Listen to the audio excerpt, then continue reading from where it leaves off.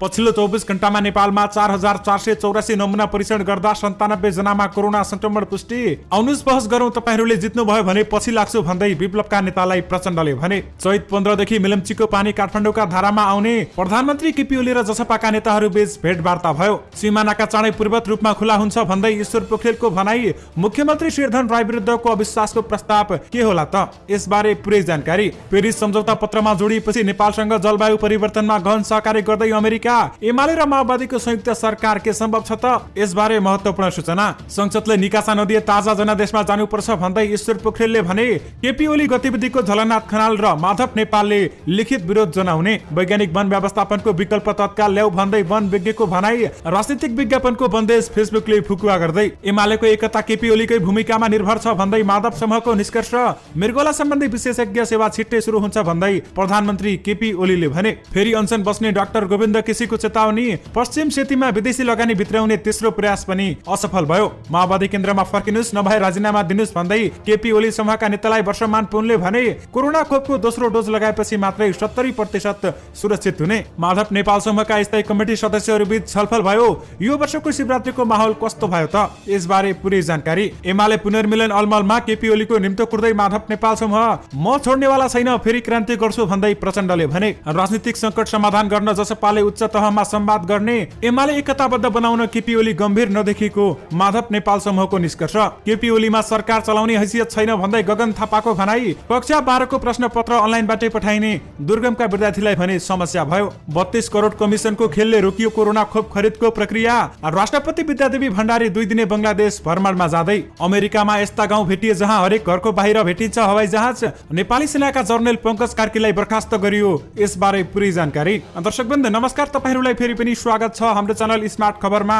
दैनिकी जस्तै तपाईहरू माझ आजका पनि मुख्य समाचारहरू लिएर उपस्थित भइसकेका छौं। हाम्रो मेहनतको लागि तपाईहरूले यो भिडियोलाई एउटा सानो लाइक गरी सक्दो शेयर गर्न पनि नबिर्सिनु होला। त्यसैगरी यदि तपाईहरूले अहिलेसम्म हाम्रो च्यानल स्मार्ट खबरलाई सब्स्क्राइब गर्नु भएको छैन भने सब्स्क्राइब गर्नु होला। साथै छेउमा रहेको बेल घण्टीमा क्लिक गरी अलमा क्लिक गर्न पनि नबिर्सिनु होला। आउनुस् आजका मुख्य समाचारतर्फ लागौं। दर्शकवृन्द पहिलो खबर कोरोना भाइरसका संक्रमितहरूको संख्याबाट सुरु गर्न चाहे। पछिल्लो 24 घण्टामा नेपालमा थप 97 जनामा कोरोना भाइरस कोभिड-19 को संक्रमण पुष्टि भएको छ। 4484 जनाको नमुना परीक्षण गर्दा 97 जनामा कोरोना भाइरसको संक्रमण देखिएको स्वास्थ्य जनसंख्या मन्त्रालयले जनाएको छ। यससँगै नेपालमा कोरोना संक्रमितको कुल संख्या 2,75,070 पुगेको छ। उनीहरू मध्ये 3012 जनाको मृत्यु भएको छ। गत 24 घण्टामा कोरोना संक्रमणबाट कसैको पनि मृत्यु भएको छैन। यस्तै थप 66 जना सहित हालसम्म 2,71,116 जना संक्रमण मुक्त भएका छन्। हाल देशभर सक्रिय संक्रमितको संख्या भने 942 रहेको मन्त्रालयले जनाएको छ। आउनुस् अब अर्को समाचारतर्फ लागौं। दर्शकवृन्द नेकपा माओवादी केन्द्रका अध्यक्ष पुष्पकमल दाहाल प्रचण्डले विप्लव नेतासँग बहस र छलफलका लागि आफू तयार रहेको बताएका छन्। बिहीबार नेपाल प्रज्ञा प्रतिष्ठानमा जनयुद्धका शहीद भरत ढुङ्गाना स्मृति ग्रन्थ सार्वजनिकीकरण तथा परिचर्चा कार्यक्रममा अध्यक्ष प्रचण्डले बहसमा विप्लव समूहले जिते आफू पछि लाग्न तयार रहेको बताएका छन्। नेत्र विक्रम चन्द्र विप्लव नेतृत्वको नेकपाका अनिल शर्मा विरहीले शास्त्रार्थ गरौं जसले जित्छ त्यसलाई मानौ भन्ने भनाइलाई लिएर अध्यक्ष प्रचण्डले यस्तो बताएका हुन्। उनले शास्त्रार्थको लागि आफू तयार रहेको समेत बताएका छन्। दर्शकवृन्द विशेष गरी आउनुस् बहस गरौं, तपाईहरूले जित्नु भयो भने तपाईहरूको पछि लाग्छु भन्दै विप्लवका नेतालाई प्रचण्डले भनेका छन्। आउनुस् अब अर्को समाचारतर्फ लागौं। दर्शकवृन्द एजेन्टले कमिसन मागेपछि भारतबाट कोरोना विरुद्धको खोप किन्ने प्रक्रिया अवरुद्ध भएको छ। स्वास्थ्य तथा जनसंख्या मन्त्रालयले फागुन दोस्रो साता कोरोना विरुद्धको 50 लाख डोज कोरोना खोप खरिदका लागि भारत स्थित सेरम इन्स्टिच्युटलाई पत्राचार गरेको थियो। त्यसपछि नेपालले सेरमबाटै नै 20 लाख डोज खोप किन्यो, जसमध्ये 10 लाख डोज खोप नेपाल पुगे पनि बाँकी खोप आइपुगेको छैन। यही बीच सरकारले थप 50 लाख डोज खोप खरिदका लागि अघि बढाएको प्रक्रिया भने कमिसनको बार्गेनिङमा अल्झिएको छ। कमिसनको लागि एजेन्टहरूले दबाब दिइरहेका छन्। यसो गर्दा नेपालले थप 10% कमिसन एजेन्टलाई तिर्नुपर्ने हुन्छ। सरकारको प्रस्ताव अनुसार 50 लाख डोज खोप $5.50 का दरले खरिद गर्दा 3 अर्ब 20 करोड 70 लाख रुपियाँ लाग्छ, तर त्यसमा 10% कमिसन पनि जोड्दा 32 करोड 70 लाख रुपियाँ थप तिर्नुपर्ने हुन्छ। दर्शकवृन्द विशेष गरी 32 करोड कमिसनको खेलले कोरोना खोप खरिदको काम रोकेको छ। आउनुस् अब अर्को समाचारतर्फ लागौं। दर्शकवृन्द प्रधानमन्त्री केपी शर्मा ओलीले नेपालमा मृगौला सम्बन्धी विशेषज्ञ सेवा छिट्टै प्रारम्भ हुने बताएका छन्। विश्व मृगौला दिवसका अवसरमा बुधबार आयोजित चेतनामूलक प्रभात फेरी कार्यक्रमलाई सम्बोधन गर्दै उनले छिट्टै त्यस्ता सेवा स्थापना गर्न मृगौला सम्बन्धी एवं चिकित्सा शास्त्र अध्ययन गर्ने संस्थाका डीन प्राध्यापक डाक्टर दिव्यासिंह शाह सहितका विज्ञ क्रियाशील रहेको समेत जानकारी गराएका छन्। मृगौलालाई कसरी रोगबाट बचाउन सकिन्छ र रोग लागिहालेमा प्रत्यारोपण सहितको सम्पूर्ण उपचार सेवा स्वदेशमै कसरी उपलब्ध गराउने समेत गरी मुख्य 2 कुरामा ध्यान केन्द्रित हुनुपर्छ भन्दै उनले भनेका छन्। दर्शकवृन्द, विशेष गरी मृगौला सम्बन्धी विशेषज्ञ सेवा छिट्टै सुरु हुन्छ भन्दै प्रधानमन्त्री केपी ओलीले भनेका छन्। आउनुसा बारको समाचारतर्फ लागौं। दर्शकवृन्द, बिहीबार शिवरात्रिको अवसरमा देशभरका शिवालयहरूमा श्रद्धालुहरूको भिड लागेको थियो। यसैबीच काठमाडौँ स्थित पशुपतिनाथको मन्दिरमा बिहानैदेखि शिव भक्तहरूको घुइँचो लागेको थियो। यद्यपि पशुपतिनाथ मन्दिरमा यस वर्ष कोरोनाको प्रभावका कारण पोहोर सालको तुलनामा माहौल कम भएको देखिएको छ। त्यहाँका केही तस्बिरहरू तपाईहरूले स्क्रिनमा देखिरहनु भएको छ। तपाईहरूले यो सालको महाशिवरात्रि कसरी मनाउनु भयो त?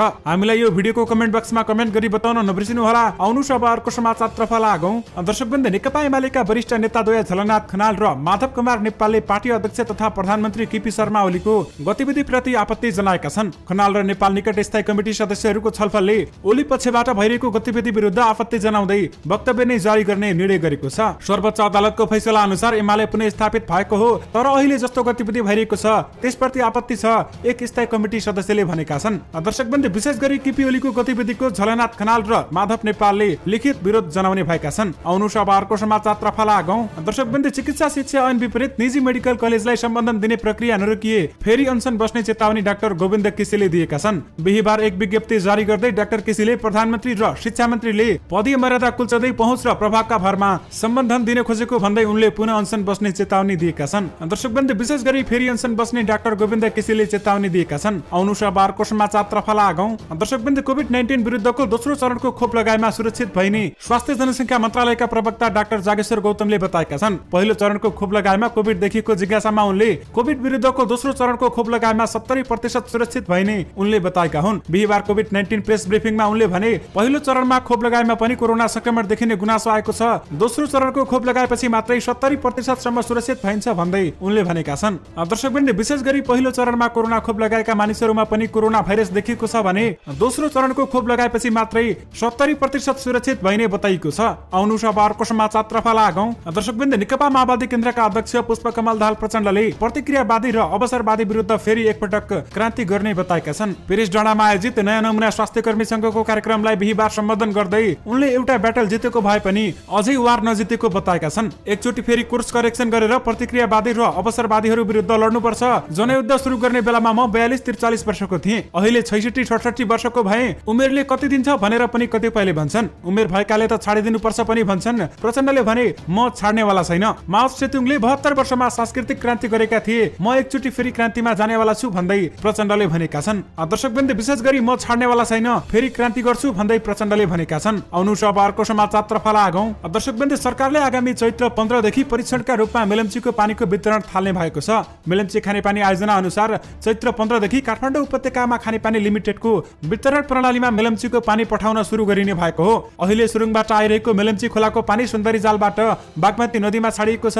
शुक्रबारदेखि बागमतीमा पानी छाड्न बन्द गरेर सुरुङ भर्न थालिनेछ। सुरुङ भरिन 3-4 दिन लाग्ने आयोजना प्रमुख तिरेश खत्री बताउँछन्। सुरुङ भरिपछि 10 दिन जति पानी त्यसै छाडेर त्यसपछि भने सुन्दरी जाल स्थित पानी प्रशोधन केन्द्रमा खसालिने बताइएको छ। चैत 15 देखि 27 गतेसम्म दैनिक 8 करोड लिटर र चैत 27 पछि 17 करोड लिटर पानी काठमाडौँमा वितरण हुने बताइएको छ।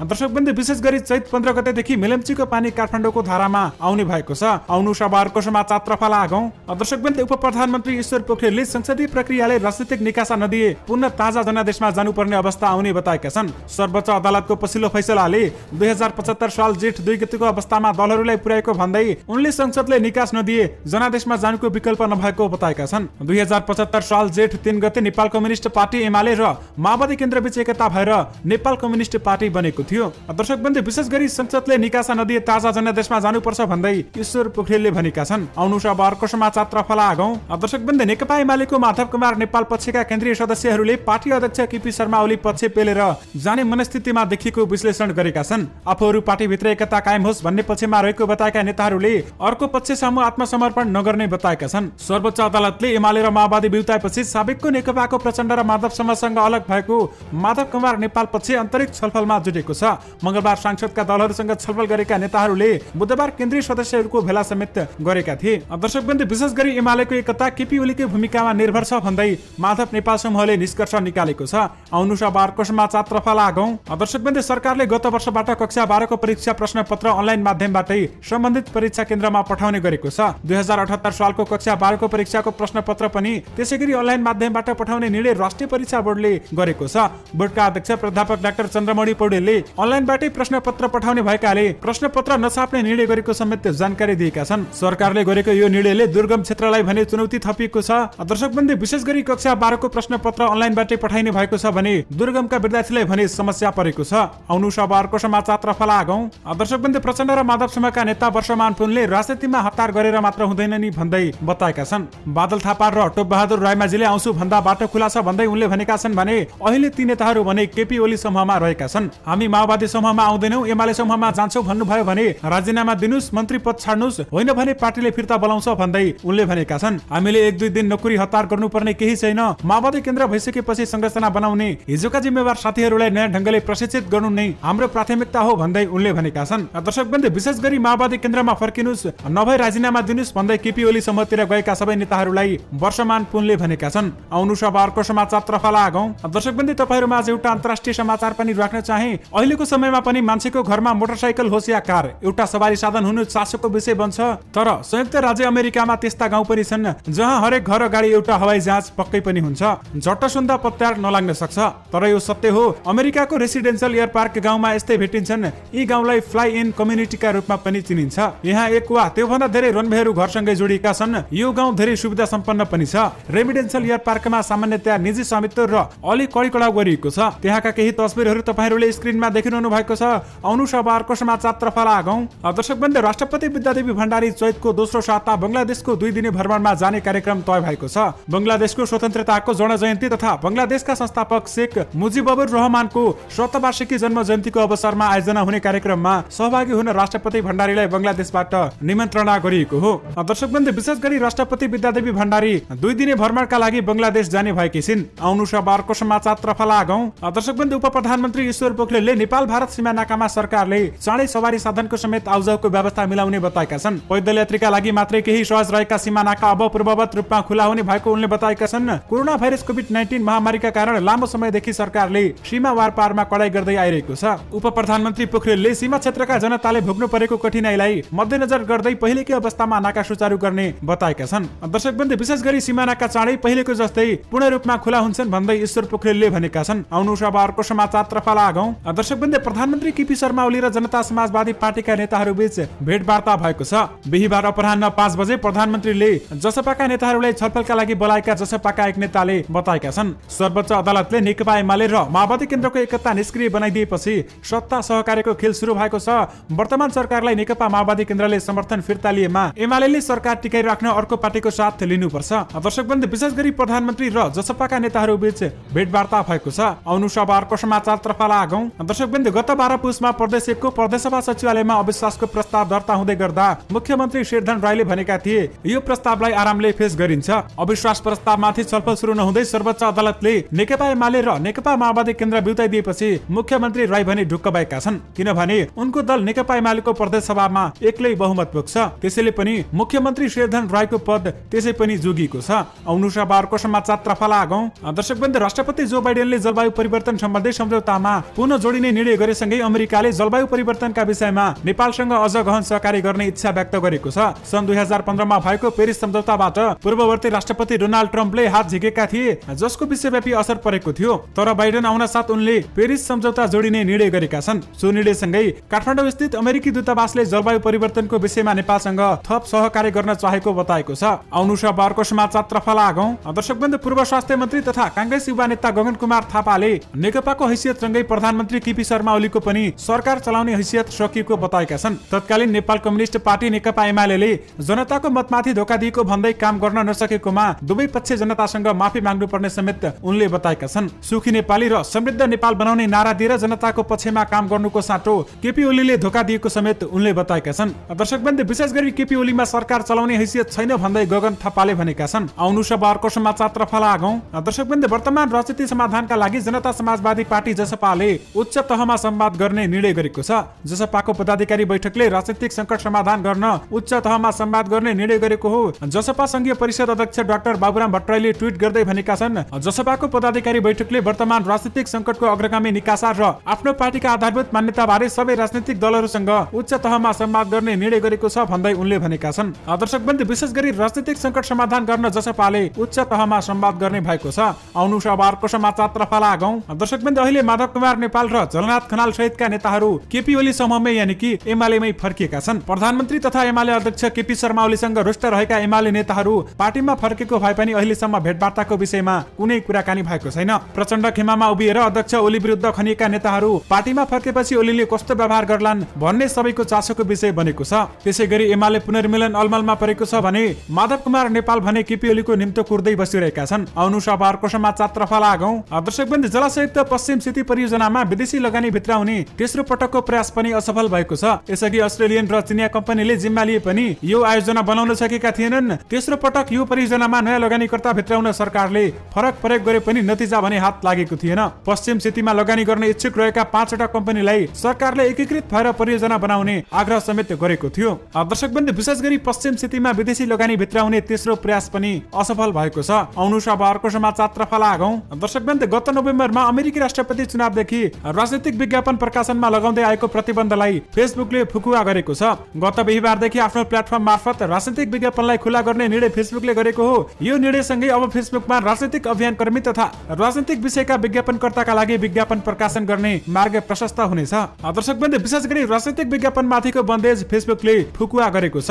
आउनुस अब अर्को समाचारतर्फ लागौं। दर्शकबन्धु, सरकारले वैज्ञानिक वन व्यवस्थापन कार्यविधि खारेज गरे लगत्तै वन तथा व्यवस्थापनका लागि योजना आवश्यक भएको विज्ञहरूले बताएका छन्। नेपाल वातावरण पत्रकार समूह नेवापासले बुधबार आयोजना गरेको वन व्यवस्थापन र काठ आपूर्तिको चुनौती सम्बन्धी हाकाकी बहसमा सहभागीहरूले विज्ञहरूले वैकल्पिक व्यवस्थापन योजना आवश्यक भएको समेत बताएका छन्। नेपाल वन पैदावार उद्योग व्यवसाय महासंघका वरिष्ठ उपाध्यक्ष दिनेश राज रेग्मीले वैज्ञानिक वन व्यवस्थापनका जटिलता र समस्याहरू समाधान गरेर अघि बढ्न सुझाव समेत दिएका छन्। दर्शकबन्धु, विशेष गरी वैज्ञानिक वन व्यवस्थापनको विकल्प तत्काल ल्याऊ भन्दै वन विज्ञहरूले सुझाव दिएका छन्। आउनुस अब अर्को समाचारतर्फ लागौं।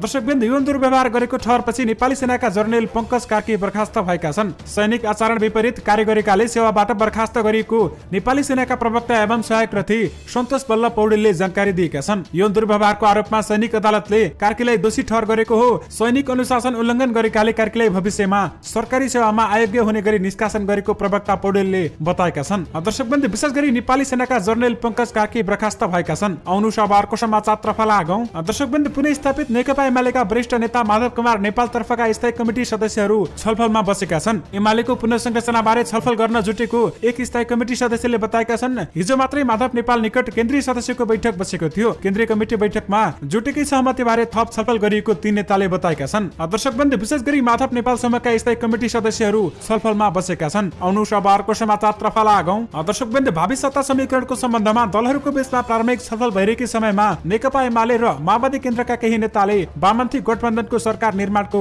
कसरत गरेका छन्। प्रधानमन्त्री केपी शर्मा ओलीलाई राजीनामा गर्न लगाएर एमाले वा माओवादीबाट अर्को नेतालाई प्रधानमन्त्रीका रूपमा अगाडि सार्ने वा ओलीको सम्मानजनक निकासका लागि केही समय उनलाई नै निरन्तरता दिन सकिने विषयमा समेत नेताहरूले छलफल थालेका छन्। त्यसैकारण एमाले र माओवादीको संयुक्त सरकार भने अहिले सम्भव नहोला जस्तो देखिएको छ। आउनुस आजको अन्तिम समाचारतर्फ लागौं। दर्शकबन्धु, नेकपा एमालेका अध्यक्ष केपी शर्मा ओलीतिरका नेताहरूले सर्वोच्चको निर्णयले कम्युनिस्ट आन्दोलन भत्काइदिएको भन्दै एमाले बलियो बनाउनु पर्ने निष्कर्ष निकालेका छन्। नेता माधव कुमार नेपाल समूहको स्थायी कमिटी बैठकपछि नेता भीम रावले भने सर्वोच्चको फैसलापछि उत्पन्न भएको विषयमा हामी कसरी अगाडि जाने भन्ने विषयमा छलफल भएको छ। उहाँहरूले अहिलेसम्म बैठक बोलाउनु भएको छैन, हामीले त्यही बैठकको प्रतीक्षा गरिरहेका छौं भन्दै उनीहरूले भनेका छन्। सर्वोच्चले आस्थारेको निर्णय गरेपछि विधि र पद्धतिबाट कसरी अगाडि बढ्नुपर्ने निष्कर्ष निकालेको समेत उनले बताएका छन्। उहाँहरूले बैठक नबोलाएपछि नेकपाको एकताको चिन्ता भएको समेत उनले बताएका छन्। दर्शकबन्धु, विशेष गरी एमाले एकताबद्ध बनाउन ओली गम्भीर नदेखिएको माधव नेपाल समूहले निष्कर्ष निकालेको छ। दर्शकबन्धु, सँगै तपाईहरुमाझ आजका सबै मुख्य समाचारहरू राखिसकेका छौं। फेरि पनि तपाईहरुमाझ नयाँ रिपोर्टहरूको साथमा उपस्थित हुने नै छौं। अहिलेलाई भने मलाई बिदा दिनुस्। नमस्कार।